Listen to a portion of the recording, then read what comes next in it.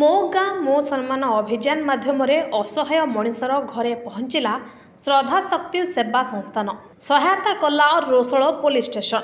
ଗତ 13 ତାରିଖ ରାତି 9ଟା ସମୟରେ ଜୈନିକ ମାନସିକ ବିକାରଗ୍ରସ୍ତ ଦୁର୍ବଳ ରୋଗୀ ରାସୋଳ ଚିତଲପୁର ରାସ୍ତାରେ ଅନ୍ଧାର ରାତ୍ରିରେ ଏକୁଟିଆ ରାସ୍ତା କଡ଼ରେ ବସିଥିଲା। ତେବେ ଶ୍ରଦ୍ଧାଶକ୍ତି ସେବା ସଂସ୍ଥାନ ଜନମଙ୍ଗଳ ରାସୋଳ ସଂଗଠନର ସେବକ ରାମକୃଷ୍ଣ ବୈଦ୍ୟ ଓ ଶୈଳେନ୍ଦୁ ଶେଖର ନାୟକ ଭାଇଙ୍କର ଦୃଷ୍ଟିଗୋଚର ହୋଇଥିଲା।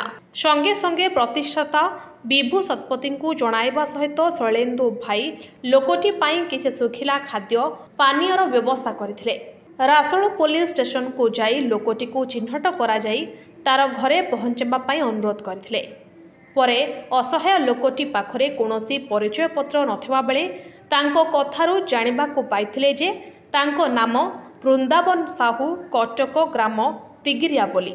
ତାର ପରିବାର ବର୍ଗଙ୍କ ସୂଚନା ମିଳିପାରିନଥିବା ବେଳେ ତାର ବକ୍ତବ୍ୟକୁ ଆଧାର କରି ରାସୋଳ ଥାନା ଭାରପ୍ରାପ୍ତ ଅଧିକାରୀ ବିଧୁଭୂଷଣ ମିଶ୍ର ସାର୍ଙ୍କର ନିର୍ଦ୍ଦେଶକ୍ରମେ ଥାନାର ଏଆଇସି ପ୍ରତାପ କୁମାର ଦଳେଇ, ଏସ୍ଆଇ ପ୍ରଭଞ୍ଜନ ମହାନ୍ତି, ଥାନା ଗାଡ଼ି ଚାଳକ ସୂର୍ଯ୍ୟକାନ୍ତ ପ୍ରଧାନଙ୍କ ସମେତ ଜନମଙ୍ଗଳ ସଂଗଠନର ପ୍ରତିଷ୍ଠାତା ବିଭୁ ଶତପଥୀ ଓ ସେବକ ରାମକୃଷ୍ଣ ଭାଇଙ୍କର ଏକ ମିଳିତ ଟିମ୍ ଦ୍ୱାରା ଅସହାୟ ବୃନ୍ଦାବନ ସାହୁଙ୍କୁ ରାସୋଳ ପୋଲିସ ଷ୍ଟେସନର ନିଜସ୍ୱ ଯାନରେ ନେଇ ନିଜସ୍ୱ ଘରେ ପରିବାରବର୍ଗଙ୍କୁ ଲିଖିତ ଗ୍ରହଣ ପତ୍ର ସଂଗ୍ରହ କରାଯାଇ ହସ୍ତାନ୍ତର କରାଯାଇଥିଲା।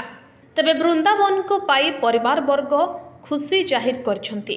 ଏହା ସହିତ କୃତଜ୍ଞତା ଜ୍ଞାପନ କରିଛନ୍ତି।